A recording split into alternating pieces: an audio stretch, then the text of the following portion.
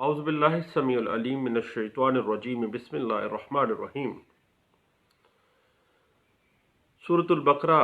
آیت نمبر 180 میں اللہ تعالیٰ فرماتے ہیں کہ تم پر فرض کیا جاتا ہے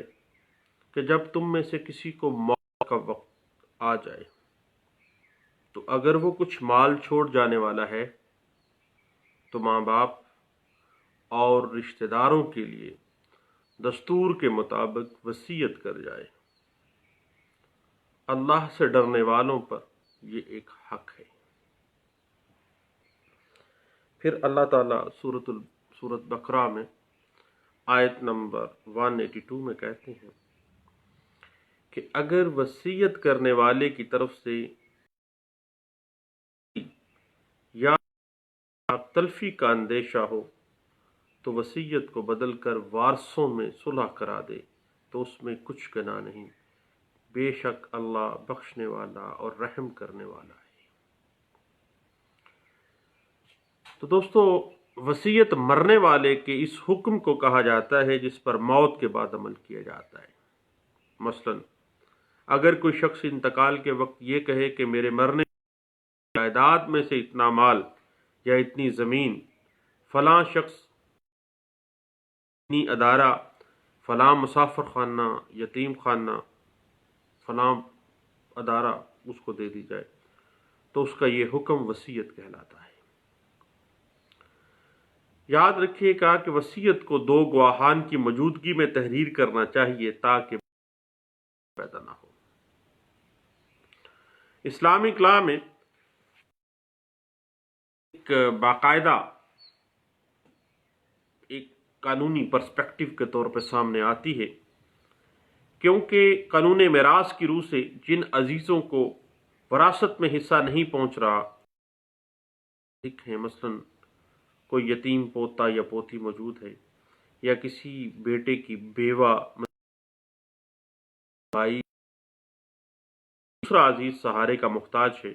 تو وصیت کے ذریعے اس شخص کی مدد کی جائے یا نہ کرنا، دونوں اگرچہ جائز ہیں۔ لیکن بعض اوقات انسانی زندگی میں ایسے کہ جس میں وصیت کرنا نہ کرنے سے زیادہ بہتر ہوتا ہے، اور 1/3 جائیداد میں وصیت کا نافذ کرنا وارثوں پر واجب ہے۔ مثلا اگر کسی شخص کے کفن دفن کے اخراجات اور دیگر واجبی حق و حقوق اور قرض کی ادائیگی کے بعد 9 لاکھ روپے کی فرض کریں جائیداد بچتی ہے، 3 لاکھ روپے تک وصیت نافذ کرنا وارثان کے لیے ضروری ہے کہ اگر اس نے اگر چھوڑنے والے نے کوئی وصیت کی ہے تو 1/3 تک وصیت جو ہے وارثان کے لیے وہ بھی ضروری ہے۔ سے زیادہ وصیت نافذ کرنے یا نہ کرنے میں وارثان جو باقی رہ گئے ہیں ان کے پاس اختیار ہے کہ وہ رضامندی دیں تو 1/3 سے زیادہ، ادروائز نہ دیں تو نہیں ہو سکتا۔ یاد رکھیے گا کہ کسی وارث یا تمام وارثان کو محروم کرنے کے لیے اگر کوئی شخص وصیت کر دیتا ہے تو یہ گناہ کبیرہ ہے، اور خاص طور پہ ہم پنجاب پرسپیکٹو میں دیکھتے ہیں کہ جب لوگ لڑتے ہیں تو پھر دوسرے لوگوں اپنے وارثان کو محروم کر کے دوسروں کے نام پہ وصیت کر جاتے ہیں، اور بلکہ ہبہ تو عام یہاں پہ ہم دیکھتے ہیں۔ اللہ کے نبی صلی اللہ علیہ وسلم فرماتے ہیں کہ جس شخص نے کسی وارث کو وراثت سے محروم کیا تو جنت سے محروم رکھے گا۔ ابن ماجہ اور بہقی میں یہ روایت آتی ہے۔ یاد رکھیے گا کہ وراثت، جائیداد یا رقم کی تقسیم صرف اور صرف وراثت کے قانون کے اعتبار سے ہوتی ہے، اور ابتدائی اسلام کے اندر جب تک وراثت کے حصے مقرر نہیں، وارثوں کے حصے وصیت کے ذریعے مقرر کرتا تھا، اور اسلام ایک کوڈ آف لائف ہے، اس نے باقاعدہ اللہ نے حصے مقرر کر دیے تاکہ اس کے مرنے کے بعد نہ تو خاندان میں کوئی جھگڑا پیدا ہو، نہ ہی خاندان کے کسی شخص کا کوئی حق مارا جائے، اور نہ ہی کوئی وراثت سے محروم ہو۔ لیکن بعد میں تقسیم وراثت کے لیے اللہ نے خود اصول و ضوابط بنائے ہیں جن کا ذکر آپ کو پتہ ہے کہ سورۃ النساء میں اللہ نے کر دیا ہے۔ پھر وصیت کا وجوب ختم ہو گیا، البتہ دو بنیادی شرائط کے ساتھ اس کا استحباب باقی رہا ہے۔ مثلا پہلی بات یہ ہے کہ جو معین حصہ پا رہا ہے اس کے لیے وصیت نہیں کی جا سکتی، مثلا ماں ہے، باپ ہے، بیوی ہے، شوہر ہے، اولاد ہے، جیسا کہ رسول اللہ صلی اللہ علیہ وسلم نے حجۃ الوداع کے موقع پر فرمایا تھا کہ اللہ نے ہر وارث کے لیے، اب کسی وارث کے لیے وصیت کرنا جائز نہیں ہے۔ اللہ کے نبی صلی اللہ علیہ وسلم نے حجۃ الوداع کے موقع پر، جو کہ ترمذی کے اندر باب ما جاء الوصی الوارث جو ہے اس میں نقل کیا گیا ہے، حضرت عبداللہ بن عباس رضی اللہ عنہ کی حدیث میں مزید اس بات کی وضاحت موجود ہے کہ میراث کے ان لوگوں کی وصیت کو منسوخ کر دیا گیا جن کا میراث میں حصہ مقرر ہے۔ دوسرے رشتہ دار جن کا میراث میں حصہ نہیں ہے ان کے لیے وصیت کا حکم اب بھی باقی ہے۔ دوسری جو بات ہے وہ ذہن میں رکھیے گا کہ وصیت کا نفاذ زیادہ سے زیادہ ترکے کے 1/3 پر نفاذ پر راضی ہو جائے۔ 1/3 سے اوپر جانا ہے تو تمام وارثان کا راضی ہونا لازم ہے، اور اس بات کے اوپر امت محمدی صلی اللہ علیہ وسلم کا اجماع ہے کہ جن رشتہ داروں کا میراث میں کوئی حصہ مقرر نہیں ہے اب ان کے لیے وصیت کرنا فرض یا لازم نہیں ہے، کیونکہ فرضیت وصیت کا حکم تو منسوخ ہو گیا ہے۔ یہ بات تفسیر جسائس، تفسیر قرطبی جو ہے اس کے اندر نقل کیا گیا اور واضح کیا گیا کہ بشرط ضرورت وصیت کرنا مستحب ہے اور لازمی فرض کے زمرے میں یہ نہیں آتا ہے۔ اب ہم وصیت کی مشروعیت قرآن کریم کے اندر سے ہم دیکھتے ہیں کہ سب سے پہلے بات آ جاتی ہے، اللہ تعالیٰ ارشاد فرماتے ہیں سورۃ البقرہ آیت نمبر 281 کے اندر، اللہ فرماتے ہیں کہ تم پر فرض کیا گیا ہے کہ اگر تم میں سے کوئی اپنے پیچھے مال چھوڑ کر جانے والا ہے تو جب اس کی موت کا وقت قریب آ جائے اور اپنے والدین اور قریبی رشتہ داروں کے حق میں دستور کے مطابق وصیت کرے، یہ متقی لوگوں کا۔ اور پھر اللہ کہتے ہیں کہ پھر جو شخص، یہ آیت نمبر 180 ہے اور اس کے بعد 182 میں اللہ تعالیٰ فرماتے ہیں کہ جو شخص وصیت سننے کے بعد اس میں کوئی تبدیلی کرے گا تو اس کا گناہ ان لوگوں پر ہوگا جو ان میں اس کے اندر تبدیلی کریں گے۔ یقین رکھو کہ اللہ سب کچھ سننے والا ہے۔ ہاں، اگر کسی شخص کو یہ اندیشہ ہے کہ کوئی وصیت کرنے والا بے جا طرفداری یا گناہ کا ارتکاب کر رہا ہے، کسی کو محروم کر رہا ہے، کسی کو زیادہ نواز رہا ہے، لڑائی جھگڑے کا اتفاق ہے، تو پھر مفہوم یہ ہے سورۃ البقرہ کا کہ وہ متعلقہ شخصوں کے درمیان صلح کرا دے اور اس میں کوئی تبدیلی کر دیتا ہے تو اس میں کوئی گناہ نہیں ہے، کیونکہ بخشنے والا اور بڑا مہربان ہے۔ اب بات ایک اہم ہے کہ وصیت کا لازم اور فرض ہونا، یہ حکم اس زمانے میں دیا گیا جبکہ وراثت کے احکامات ابھی سورۃ النساء میں بعد میں نازل ہوئے ہیں۔ اللہ نے وصیت کا حکم بتدریج نازل فرمایا۔ یہ جو آیات سورۃ البقرہ کی 180 اور 182 ہیں، یہ وصیت کی فرضیت کا حکم جو ہے ان آیات میں منسوخ ہو گیا، البتہ ول کرنا، کسی بات کی وصیت کرنا مستحب قرار پایا ہے۔ پھر اللہ نے سورۃ کے حصے متعین کے حوالے سے ذکر فرما دیا اور بے شمار دفعہ اس قانون کا ذکر آ گیا ہے، اور یہ ساری تقسیم اس وصیت پر عمل کرنے کے بعد ہوگی جو نے کی ہے۔ میں کوئی قرض ہے تو اس کی ادائیگی کے بعد، کہ مرنے والے کی کفن دفن کا انتظام ہونے کے بعد جو وراثت آ گئی وہ سب سے پہلے اس کی وصیت اور اس کے بعد अदाए कर्ज और उसके बाद फिर तरका में आएगा। और याद रखिएगा कि सूरत निसा में आपको पता है कि वसीयत का जो जिक्र है वो वसीयत की मशरूइयत जो है क्या है, और आप हिस्से अल्लाह ने मुकर्रर कर दिए हैं। और उसके अलावा सूरतुल माइदा के अंदर आप देखते हैं आयत नंबर 201 है,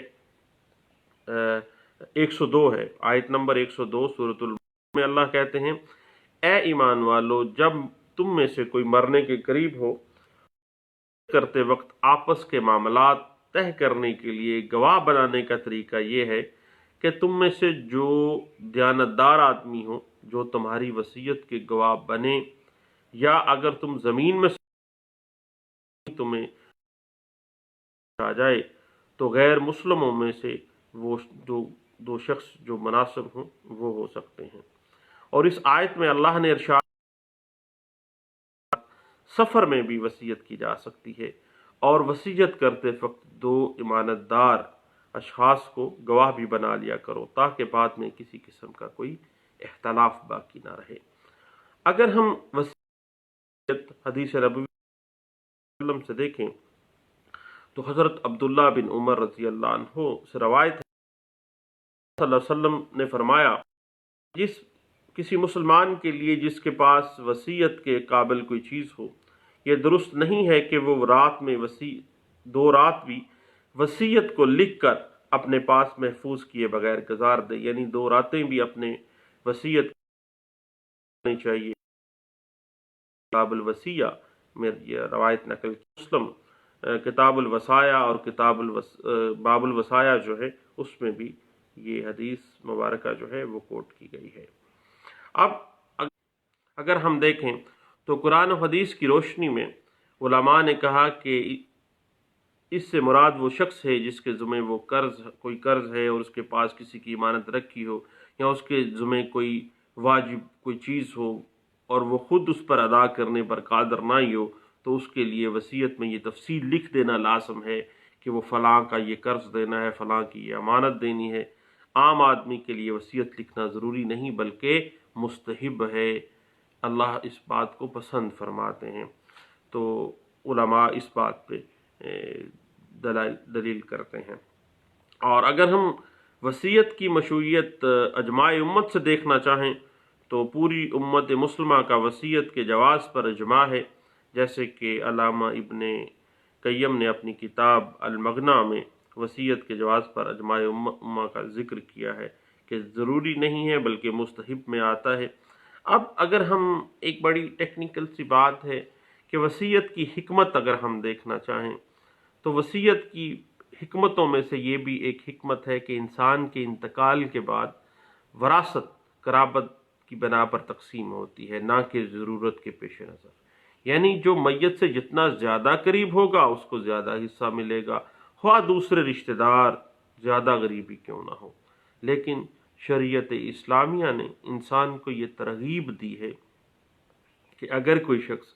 अपने रिश्तेदारों में से किसी को मदद के लिए मुस्तहिक पाता है और उसको मिरास में हिस्सा नहीं मिल रहा, तो उसके लिए 1/3 माल तक ऐसे लोगों के लिए वसीयत कर सकता है। मसलन किसी शख्स के किसी बेटे का इंतकाल हो गया है, पोता पोती हयात हैं, और इंसान को चाहिए कि वो अपनी जायदाद में से 1/3 माल तक अपने यतीम पोते पोतियों को वसीयत कर जाए, बेवा को वसीयत कर जाए। अल्लाह ने सूरत निसा में इस बात की भी तरगीब दी है। अब अगर हम वसीयत की मुख्तलिफ फॉर्म्स के अंदर आ जाएं तो अगर किसी शख्स का कर्ज है तो उसकी वसीयत करना वाजिब है। अगर ज़िंदगी में हज की फ़र्ज़ियत की अदायगी नहीं हो सकी तो हज बदल के लिए वसीयत करना वाजिब में आ जाता है। और अगर ज़कात फ़र्ज़ थी अदा नहीं हो सकी, उसकी अदायगी की वसीयत करना वाजिब में अजमाए उम्मत है इस पे। और अगर रोज़े नहीं रख सका तो बदले में सदका देना या बदली रोज़ा सदका अदा करने की वसीयत करना जो है वो भी वाजिब है। और अगर कोई करीबी रिश्ता वसीयत के कानून के मुताबिक वरासत में हिस्सा नहीं पा रहा, मसलन यतीम पोते पोती का हिस्सा है और उन्हें शदीद ज़रूरत भी है, تو وصیت کرنا واجب تو نہیں، لیکن اسے اپنے اس یتیم پوتے پوتی کا خیال رکھنا چاہیے۔ اور بعض علماء نے تو یہاں تک بھی کہا کہ ایسے معاملات میں ان یتیم پوتا پوتی کو وصیت کر جانا 1/3 تک، یہ بھی واجب کے زمرے میں آتا ہے۔ اور جہاں تک ہم دیکھیں تو یہ ایک مستحب وصیت ہے، اور شریعت اسلامی نے ہر شخص کو یہ اختیار دیا ہے کہ وہ اپنے مال میں سے 1/3 کی کسی بھی ضرورت مند شخص، کسی مدرسے کو، کسی مسجد کو، کسی مسافر خانہ، کسی یتیم خانے، کسی بھی ادارے کو، فلاحی کام کرنے والا کوئی بھی ادارہ، اس کو وصیت کر جائے تاکہ اس کے لیے صدقہ جاریہ بن جائے اور اس کو مرنے کے بعد بھی اس کا ثواب ملتا رہے۔ اس کے بعد بات آ جاتی ہے لیگل پوائنٹس کی۔ تو لیگل پوائنٹس میں یاد رکھیے گا کہ تمام جائیداد کبھی بھی وصیت میں آپ کبھی بھی نہیں کر سکتے ہیں، بلکہ میکسیمم 1/3 تک کی وصیت کرنا ہوتا ہے۔ اور اگر آپ تمام جائیداد کو وصیت کی طرف لے کے جائیں گے تو ایسا کرنا اسلامک ڈاکٹرائنز کے خلاف ہے، اور خلاف اسلام اس کو تصور کیا جائے گا۔ اور اس بات کو انٹرپریٹ کیا گیا تھا 2017 CLC پیج 664 میں۔ اور یاد رکھیے گا کہ بذریعہ وصیت جائیداد کے 1/3 حصے سے زائد کی وصیت جو ہے وہ پرابلمز کریٹ کر دیتی ہے، صرف اور صرف تبھی ممکن ہے اگر دوسرے وارثان اس پہ رضامند ہو جائیں۔ اس بات کو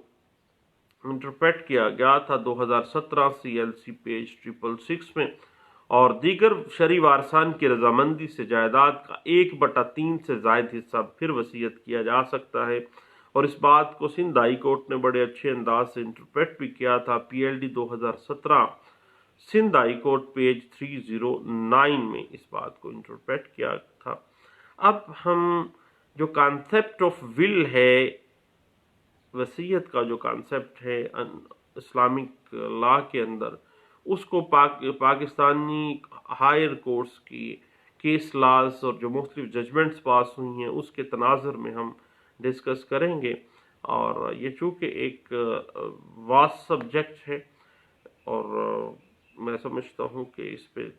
ایک ہی دفعہ 1 گھنٹہ 1.5 گھنٹہ تو ہم دے نہیں سکیں گے، آپ بھی بور ہو جائیں گے اور میں بیٹھا بیٹھا بھی تھک جاؤں گا۔ تو اس وجہ سے بہتر ہے کہ اس کو 1-2 نشستوں میں ہم مکمل کریں گے۔ دعاؤں میں یاد رکھیے گا۔ Thank you. اللہ حافظ۔